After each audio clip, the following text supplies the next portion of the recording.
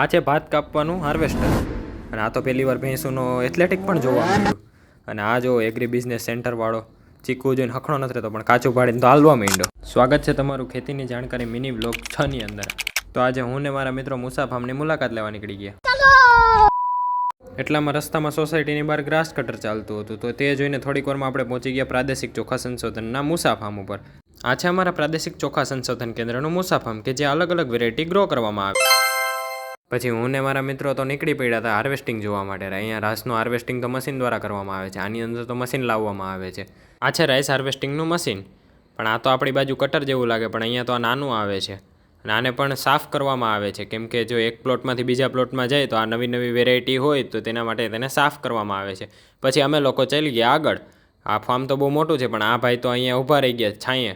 એટલામાં તો agri business સેન્ટરવાળાને તડકો લાગવા માંડ્યો. એ તો ભાઈ સૂઈ ગયો ખાટલે ઘોડા વેચીને.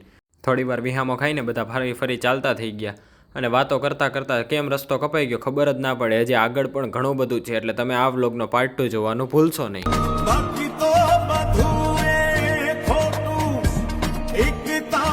માર્ગ હાચો માયા કેરી ચાદર ઓઢી પામે રે કશું નહીં જીવતો હો અધીરો ને